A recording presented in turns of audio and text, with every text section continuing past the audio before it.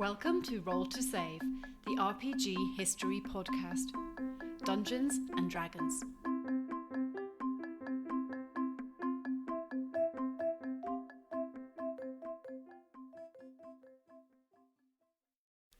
We're an RPG history podcast, which means that we usually cover games of years gone by.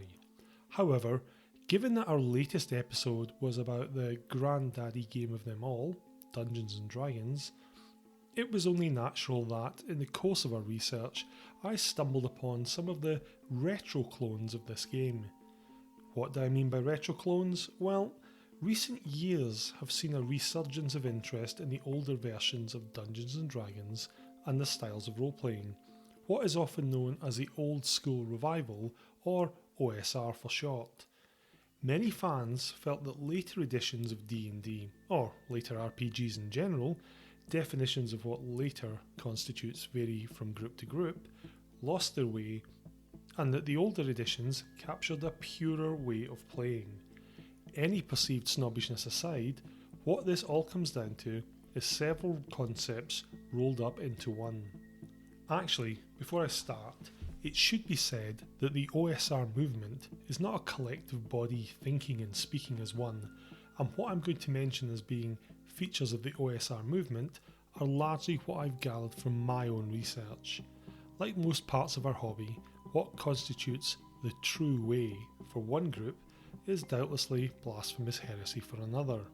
Therefore, if what I mention doesn't gel with your definition of what OSR means, please, no scorpions in the post. We're talking about pretendy fun time games here, remember? OSR games, or rather the OSR style of play, is meant to focus on rulings and not rules, which is to say that the GM is expected not to follow rules to the letter, but instead to make rulings based on player actions. One of the complaints about later editions of the world's most popular RPG was that there were rules for everything. This tended to tie GM's hands and make the games a lot less free-flowing. It also put GMs in an arms race with their players. Often the person with the most books had the greatest power. Min-maxing and rules lawyers were rife in those systems. OSR games tend to do away with this by having one set of simple, clean, easy to follow rules. As a result, OSR characters are also far more mundane than those found in other systems. In a game like Vampire the Masquerade, a beginning character has a fair edge over most ordinary, or even some extraordinary people out there, what with being a dark lord or lady of the night. Starting operatives in Slay Industries are the best of the best and are armed and armoured way beyond the capabilities of most of their foes. Characters in the various Star Wars RPGs out there are more than capable of duking it out with legions of Imperial Stormtroopers. A level 1 wizard in an OSR retro clone though, well, they're pretty weak, and they've got one spell, that they can use once before spending most of the game hiding behind the party's fighter. Oh, and most characters are randomly generated.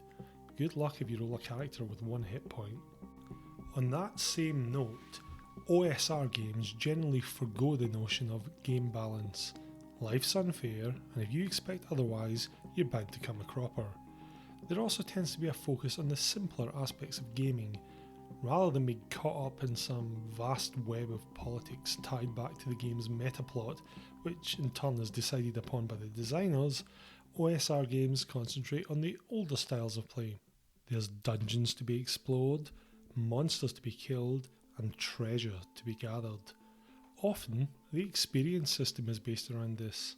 Some people might roll their eyes at it, but there is a certain visceral pleasure to be had kicking in the doors to the orcs' lair, setting about them, and nicking their stuff. There are a lot of D&D retro clones out there, and one of the reasons this has been possible is down to the open game license from Wizards of the Coast, which allows the use of much of the proprietary terminology of D&D that might otherwise collectively constitute copyright infringement. As a result, these games look, feel and play like the original D&D from years gone by and are rooted in the same style of play. A lot of them are dubbed BX games, standing for the basic and expert sets of D&D from the early 80s. This has the added bonus of making most of them compatible with the billion or so supplements, modules and adventures from magazines that were released back in the early days of the hobby. So, why am I warbling on about OSR retro clones? Well, as part of the research into D&D, I decided to take a look at these games, largely in a bid to educate myself about something I knew very little about, but also to see how well they married up with my experience of playing these games in ye olden days. In doing so, I stumbled upon Necrotic Gnome's Old School Essentials, a retro clone of the BX style of play, and decided to take a deeper look, hence this review. Old School Essentials, hereafter referred to as OSE, comes in two forms. The OSE Classic Fantasy Rules Tome, which is a 298-page book that covers everything you need to play a BX game, and the OSE Retro Adventure Game, which comes in a black box and contains 5 hardback books that, between them, cover the same content as the rules tome. It is this that I used when putting this review together, but I understand that the contents are identical across both formats. In terms of presentation, the Retro Adventure Game is a wonderful package. It comes in a sturdy black box, and the individual books are hardback, with pages made of strong, thick paper. The art is suitably old school, with the majority being black and white and with little in the way of consistency, something that very much screams early 80s, and the rules are laid out across 2 pages at a time. Each contents page is clear and precise. Every time I had to look something up, I was able to find exactly what I needed to look for. In addition to this, whenever a section references another part of the rules, it provides a page number to refer to. It might sound like a small thing, but for most GMs, this is invaluable. Each of the books comes with 2 pages at the beginning and the end, which include key tables and references for the concepts discussed within. There are also PDFs available for these, so they can be used easily during a game or slotted into a GM's screen as needed. The books themselves cover the core rules, the fantasy genre, which is to say classes, equipment and the like, treasure, magic and monsters. The most wonderful part of the whole piece though, and this was a surprise to me, is that the books are at A5. Most RPG supplements are A4, but after using these books, I'm surprised more publishers haven't taken advantage of this format. It's incredibly handy when you're squirreling the books behind your screen as a GM, and it also makes things far less unwieldy when you're handing them to the players. Plus, I can imagine this being far easier to transport than a weighty A4 book. The fact that the various rules are spread across 5 books is nice, as it means that if different players are having to reference different things at the same time, you can pass out the relevant books rather waiting for one person to finish with the rules tome. All in all, it looks and feels beautiful. It should be pointed out that you can also get access to PDF copies of the rulebooks, and they are nicely interactive, but I prefer the tactile feel of having a book in my hands to anything electronic. So, how does the game play? Well, in the introduction, the author explains that their intention was to produce a game that was 100% faithful restatement of the core rules of the classic basic expert game. However, they also go on to point out that any errors in the original material were not going to simply be slavishly reproduced, and instead an effort was made to clean this up, along with any areas of ambiguity that existed in older books. What follows then is exactly what it says on the tin, a reproduction of the basic expert games of years gone by. So you can say hello to old friends like lower armour class being better and Thaco. However, there are optional rules highlighted here and there, like ascending armour class for example, for people who fancy playing things slightly differently, some might say logically. My group, for instance, made use of the rules for individual initiative scores, which made for more tense encounters.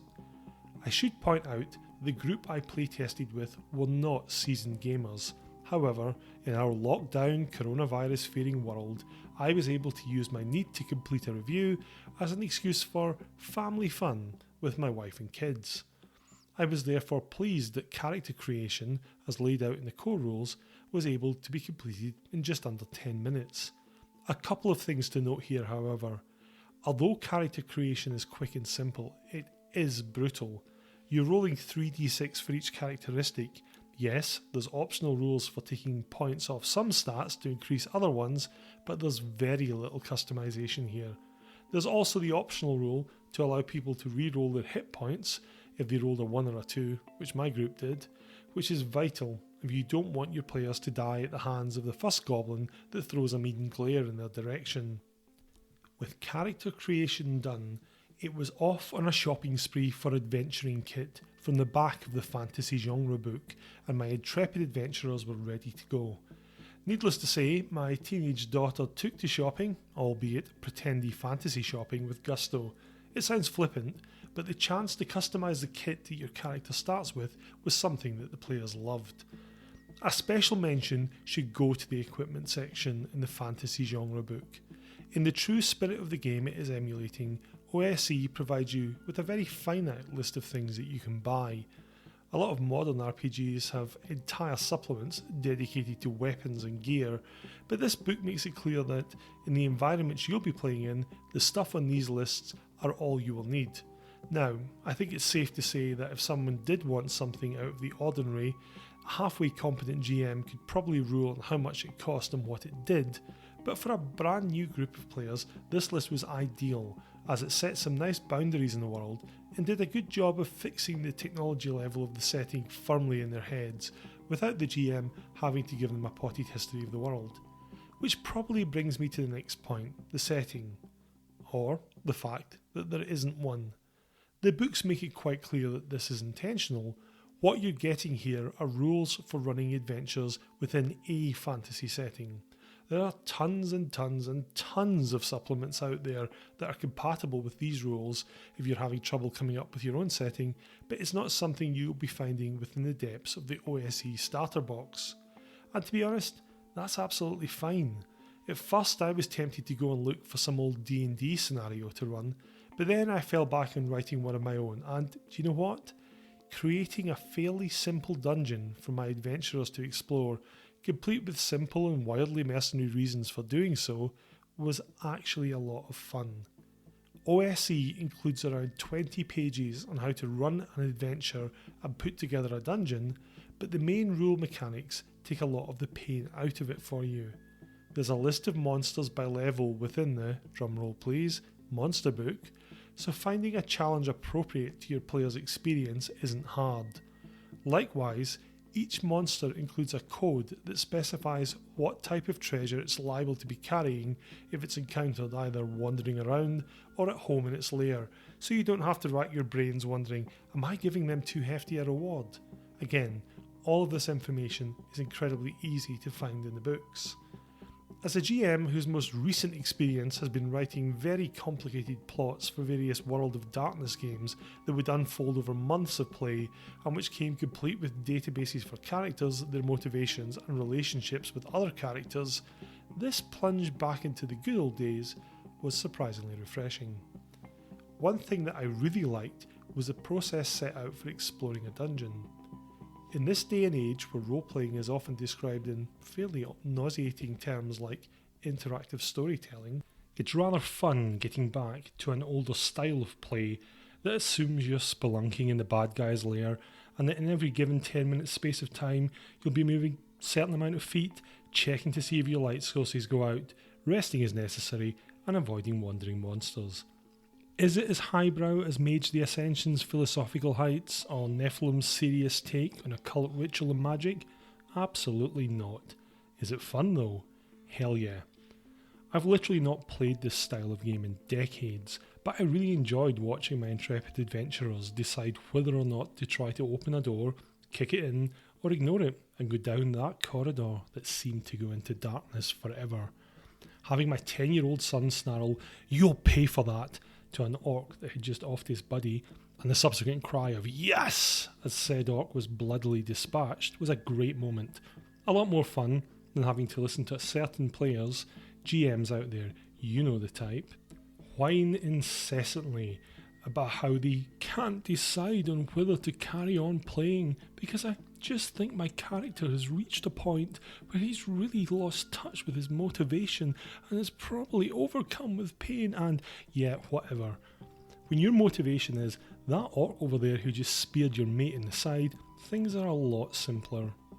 I mentioned before that none of my players were experienced role players. In fact, my 2 kids had never role played before, but nobody had any trouble with the rules. They are really simple, not fighting fantasy simple, but simple enough that within about 10 minutes, everyone knew what dice to roll for what. Also, true to the author's word about clearing things up, there was little to no ambiguity. Yes, we were playing a very simple adventure, but at no point, as a GM who hasn't run D&D in over a generation and who has never played OSE before, was I left floundering, and the players never questioned why they were rolling certain dice for certain effects. I didn't own the 1981 edition that this is based on, so I can't comment on how faithful they are, but if they were even a fraction similar to what is laid out in OSE, it's easy to see how D&D became so popular so quickly. However, there's always a however, isn't there? If you're expecting long chapters explaining how to craft a story, extensive and rich lore, or an elegant game system that makes use of a single dice type or any of the other features that more modern game designers love, you're going to be out of luck. Ultimately, you're playing BX D&D from 1981.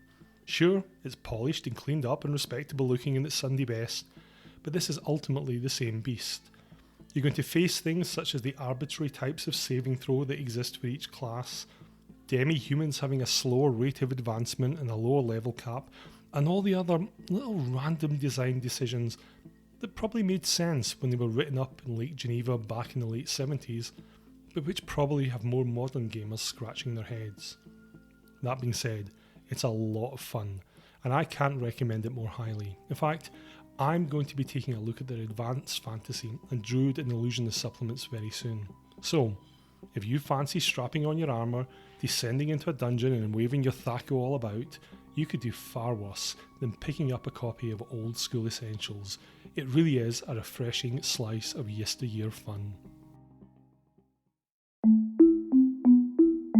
Thank goodness that's done. And that was our review of Old School Essentials by Necrotic Gnome. You can find a link to that in the show notes. We're a monthly podcast about RPG history. If you want to get in touch with us, please find us on Twitter at SavePodcast or via email at roll.to.save.pod@gmail.com or on Facebook by searching for Roll to Save. Hope you enjoyed this episode, and please tune in next month when we cover Star Wars.